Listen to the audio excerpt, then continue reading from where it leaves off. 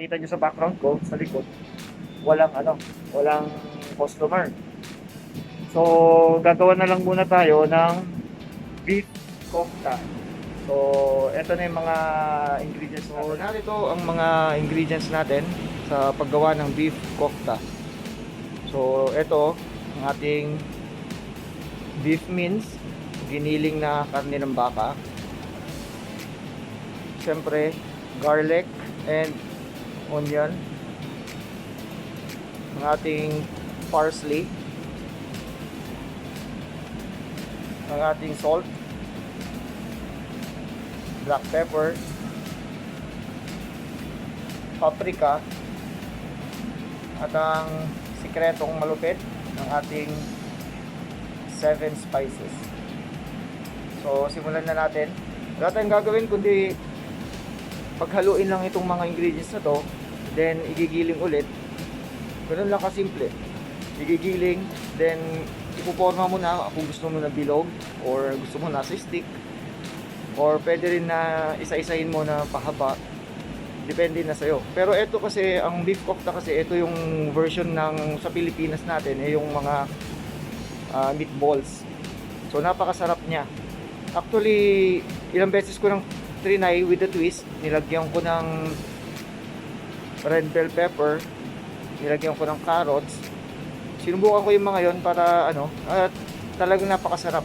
Maganda siyang maging pwede siyang maging pulutan at pwede ring gawing ulam. Napakasarap. Lagyan mo lang ng sauce na sweet and sour sauce, o kaya pwede rin yung sausawan lang ng mga ordinaryong fishball. Masarap talaga siya. So pwede nyo i-try. So gagawin natin mamaya, then papakita ko sa inyo lahat. So guys, ito na. So una natin ginawa is hiniwa-hiwa natin yung parsley kanina. Then halo lang natin. Napakasimple lang nito at napakadaling sundan. So no problem yan.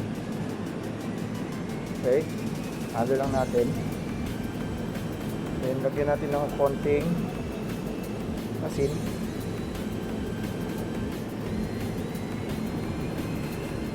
Siyempre, itong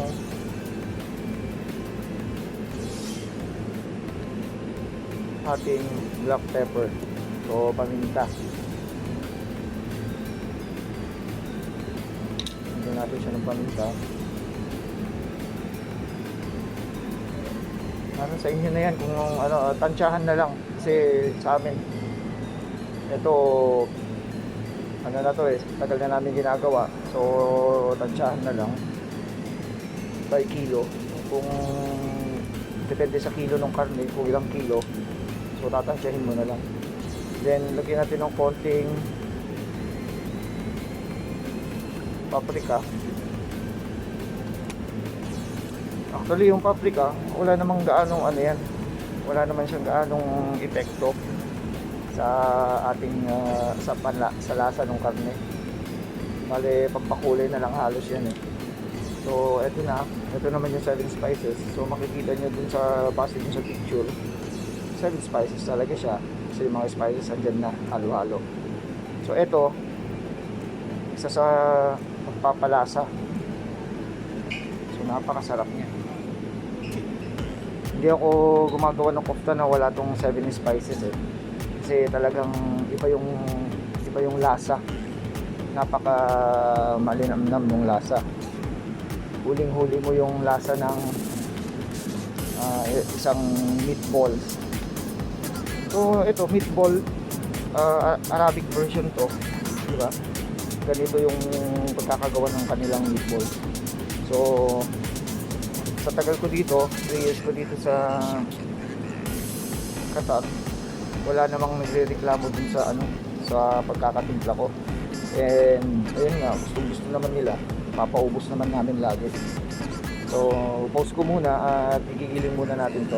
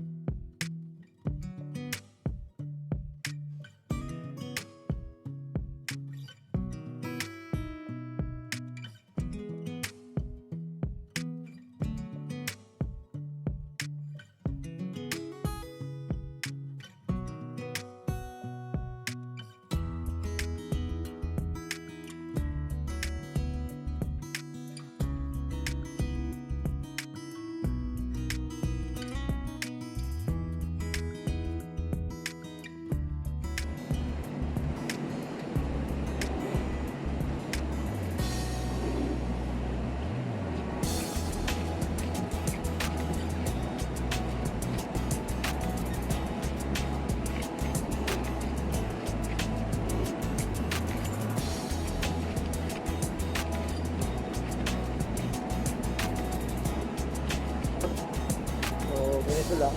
Lalagyan na natin dyan. Then, irarap na natin mamaya. Kasi, pangbenta siya. So, decision na nung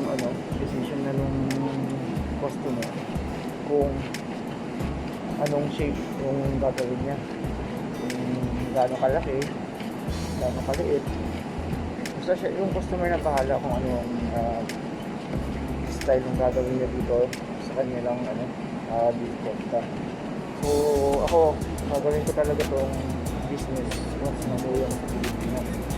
Kasi bukod sa masarap siya, tingin ko papatok siya kasi di ba, maraming mahilig sa Pilipinas mga sa street foods. So pwede itong benta sa cart. Gawin natin meatballs, parang upgraded version ng meatball sa Pilipinas. So mas social siyang tingnan kasi may mga timpla na siya, napakasarap. Pwede mo din siya kainin ulam na ganito na. Lagyan mo lang ng konting sauce. So choice mo yun. So kung anong sauce ang gusto mong ilagay. Pero based yun sa experience ko, ang magandang partner talaga nito is yung sweet chili sauce. Kasi bumili ako nung nakaraan, trinay ko at napakasarap nga kasama ng vodka. So sa pulutan naman, masarap siya. Siguro pag itong ginawa mong pulutan, gusto na yung pulutan mo, yung alak mo, dito na kalahati. Kaya minsan, hindi rin siya advisable bilang pulutan. Kasi, yun nga, mauuna siya mauhol. Sobrang sarap kasi dito. So, try nyo rin para at least alam nyo ang sinasabi ko. At malay nyo, ito rin yung isang maging favorite ng mga tropa nyo sa bahay nyo na ulam or pulutan. So, ito naman, ilalagay natin sa stick. O, bibilo muna natin siya. Tutuhugin sa dulo. Then, i-press lang natin. I-press natin hanggang makapunta sa dulo. Then, gagawa tayo ng ring. Parang pipisil-pisil mo lang siya papunta doon. So, ayan. Para may design naman yung ano mo. Yung trabaho sa stick. Hindi naman siya plain na naka-diretso na lang. Diba? So, ganun lang. Paulit-ulit lang natin gagawin. I-press lang natin ng konti. Tapos tutuloyin natin. Then, ayan. I-press natin siya sa stick. So, napakadali lang. So, kung na-press na natin na parang hotdog lang na nakapuhog sa stick, lalagyan lang natin siya ng design. So may sasobra, lalagyan lang natin. Okay. Nagawa natin ito para maging presentable naman yung stick natin, yung ano natin, benta natin, para may design. Hindi yung plain na lang na matuhog. Pwede mo rin gawin siya na pwede mo rin siyang gawin na bilog-bilog. Sabi ko yan sa meatballs sa Pilipinas.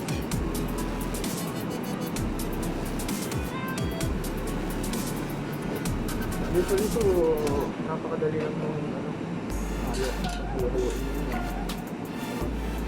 Ganyan naman. Hirap-hirap. Sobrang dali.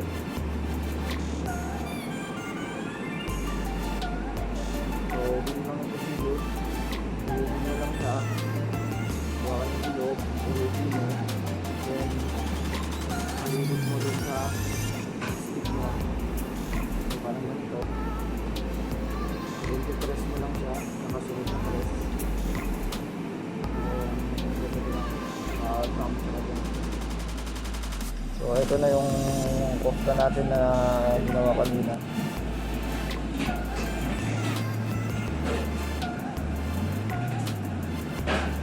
So, palike, share, and subscribe na rin mga kaibigan. So, susunod ulit. Ingat kayo.